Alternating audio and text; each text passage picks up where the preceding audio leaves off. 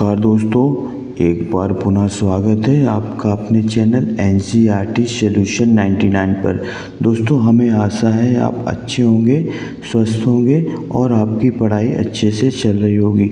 दोस्तों, आज के इस वीडियो में हम सामान्य ज्ञान के अति महत्वपूर्ण प्रश्नों को दोस्तों देखेंगे। ये प्रश्न दोस्तों आपकी आगामी परीक्षाएं जैसे कि आप दोस्तों SSC, bank, railway, TET, police इत्यादि परीक्षाओं में दोस्तों ये सामान्य ज्ञान की प्रश्नोत्तरी दोस्तों लाभकारी साबित होगी।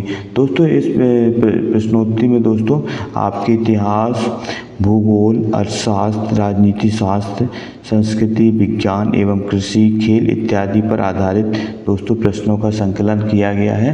तो दोस्तों स्टार्ट करते हैं इस प्रश्नोत्तरी को। दोस्तों, आपसे आग्रह है कि आप हमारे चैनल को सब्सक्राइब कर दें दोस्तों, लाइक कर दें और दोस्तों इस प्रश्नोत्तरी को अपने दोस्तों में शेयर करें। तो दोस्तों बिना देरी किए स्टार्ट करते हैं आज की सामान्य ज्ञान की इस महत्वपूर्ण प्रश्नोत्तरी को। तो दोस्तों देखते हैं प्रश्न क्रमांक 1। दोस्तों प्रश्न क्रमांक 1 में क्या पूछा गया है, इसको देखते हैं दोस्तों।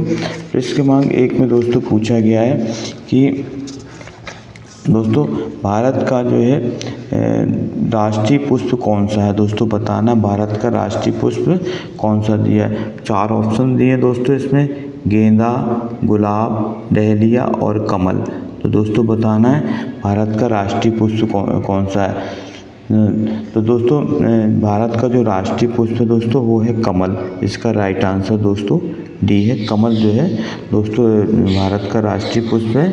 दोस्तों कमल जो है हमारी जो है भारत की कला और संस्कृति का जो है दोस्तों में पवित्र जो है पुष्प के रूप में माना जाता है। तो इसको राइट आंसर दोस्तों कमल है।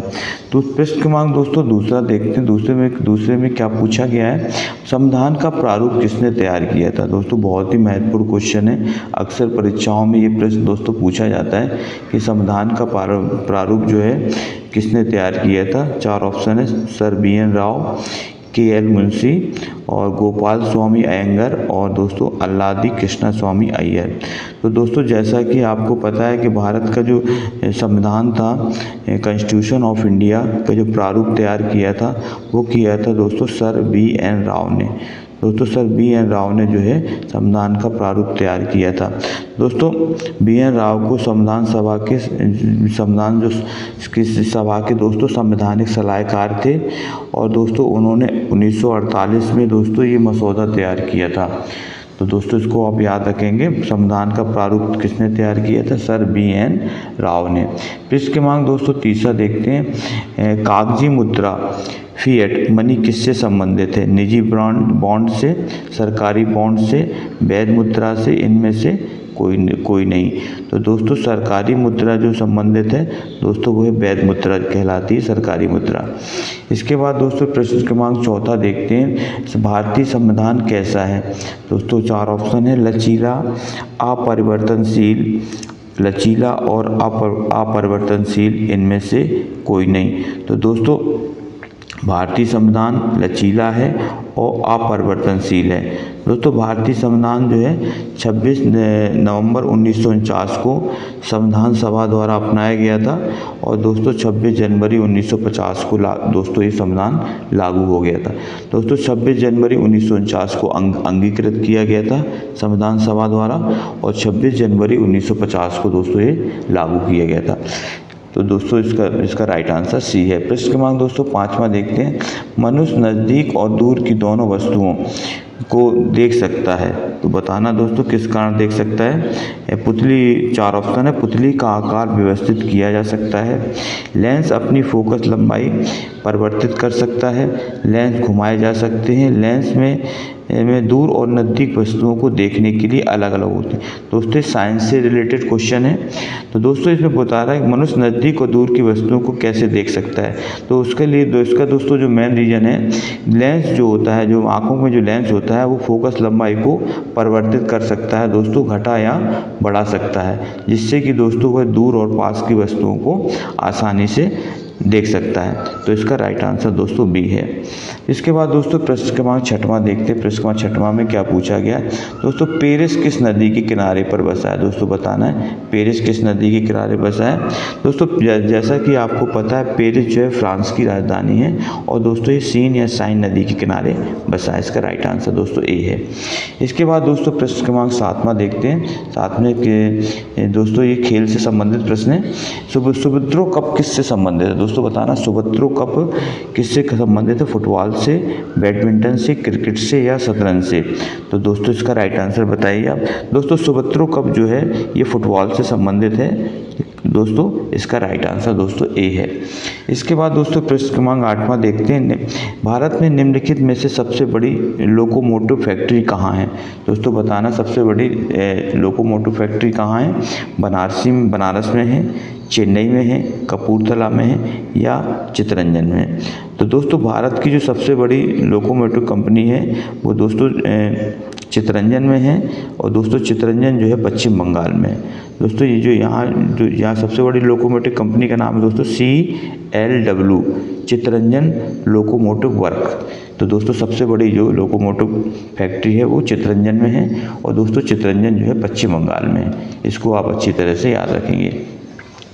इसके बाद दोस्तों प्रश्न क्रमांक 9वां देखते हैं। 9वें में क्या पूछा गया है। प्रश्न क्रमांक 9वें में दोस्तों पूछा गया है कि श्वेतांबर और दिगंबर किस मत के दोस्तों प्रतीक हैं। दोस्तों बताना श्वेतांबर और दिगंबर किस मत से संबंधित हैं। 4 ऑप्शन दिए दोस्तों, बौद्ध मत, जैन मत, हिंदुत्व और इनमें से कोई नहीं। तो दोस्तों श्वेतांबर और दिगंबर जो है जो जैन मत से संबंधित है दोस्तों। इसका राइट आंसर दोस्तों बी है। फिर इसके बाद दोस्तों 10वां देखते हैं। आय जिसकी बचत की जाती है परंतु नियोजित नहीं की जाती वो कौन सी आय कहलाती है। पूंजी, जमाखोरी, जमा राशि, इनमें से कोई नहीं। तो दोस्तों इसका जो राइट आंसर दोस्तों वो जमाखोरी कहलाती है। आय जिसकी बचत तो की जाती है परंतु नियोजित नहीं की जाती वो जमाखोरी के अंतर्गत आती है दोस्तों। काला बाजारी भी कहा जाता है इसको। इसके बाद दोस्तों प्रश्न क्रमांक 11 बोलते हैं भारतीय रिजर्व बैंक का लेखा वर्ष जो अकाउंटिंग ईयर जो होता है दोस्तों वो कब से कब होता है ये बताना दोस्तों आपको। भारतीय रिजर्व बैंक का लेखा वर्ष अकाउंटिंग ईयर 1 जनवरी से 31 दिसंबर तक, 1 जुलाई से 30 जून तक, 1 सितंबर से 31 अगस्त तक, 1 अप्रैल से 31 मार्च तक। तो दोस्तों जो भारतीय रिजर्व बैंक का जो लेखा वर्ष है दोस्तों वो मनाया जाता है 1 अप्रैल से 31 मार्च तक। ये दोस्तों इसका समय होता है अकाउंटिंग ईयर। इसके बाद दोस्तों पहाड़ों पर खाली जगह के कारण खाना पकाना दोस्तों कठिन होता है। दोस्तों पहाड़ों पर जो है खाना बनाना कठिन होता है। इसका क्या कारण है ये आपको बताना है। निम्न वायुमंडलीय दबाव, उच्च वायुमंडलीय दबाव, निम्न तापमान और इनमें से सभी। तो दोस्तों जो इसका जो राइट आंसर है दोस्तों वो है बी। पहाड़ों पर दोस्तों वायुमंडल दाब कम होता है दोस्तों। वायुमंडल दाब कम हो जाने से दोस्तों क्या होता है कि वहाँ पे पानी उबलने की प्रक्रिया बहुत धीमी हो जाती है जिससे कि जो है खाना पकाने में कठिनाई होती है। तो पहाड़ों पर जो है वायुमंडलीय दाब क्या होता है दोस्तों कम होता है। जैसे जैसे ऊंचाई पर जाते हैं दोस्तों वायु का दाब कम हो जाता है जिससे कि जो है दोस्तों पानी उबलने की प्रक्रिया क्या होती है धीमी हो जाती है। इसलिए दोस्तों इसका राइट आंसर दोस्तों ए है। इसके बाद दोस्तों प्रश्न क्रमांक 13 देखते हैं। निम्नलिखित में से किस विचारक ने कहा था कि धर्म जनता की अफीम है। दोस्तों बहुत ही IMP क्वेश्चन है।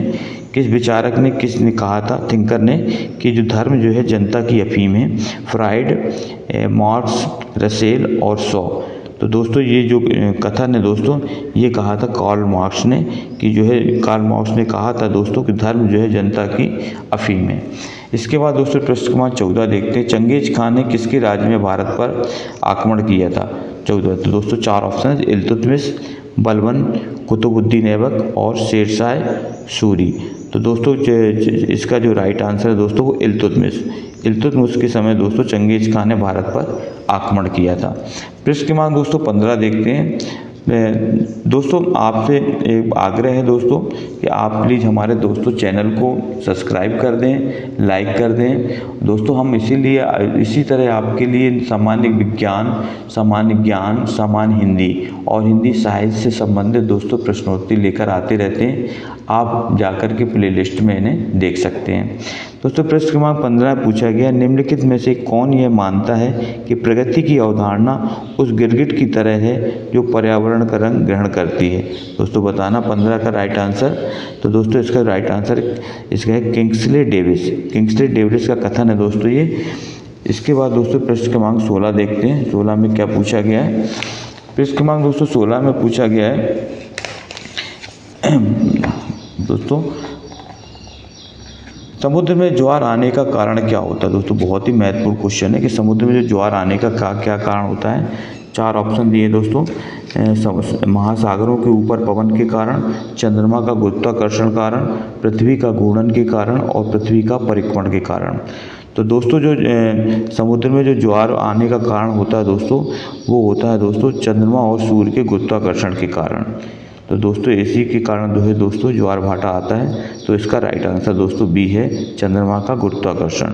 तो दोस्तों इसका राइट आंसर है चंद्रमा और सूर्य के गुरुत्वाकर्षण के कारण जो है ज्वार भाटा आता है। इसके बाद दोस्तों प्रश्न 17 देखते हैं, निम्नलिखित बैंकों में से किस बैंक में कोई व्यक्ति अपना निजी खाता नहीं खोल सकता। दोस्तों प्राइवेट जो है अकाउंट नहीं खोल सकता, बताना किस बैंक में ऐसा होता है। सहकारी बैंक, अनुसूचित बैंक, कॉमर्शियल बैंक और भारतीय रिजर्व बैंक। तो दोस्तों प्रश्न क्रमांक 17 का राइट आंसर बताना है दोस्तों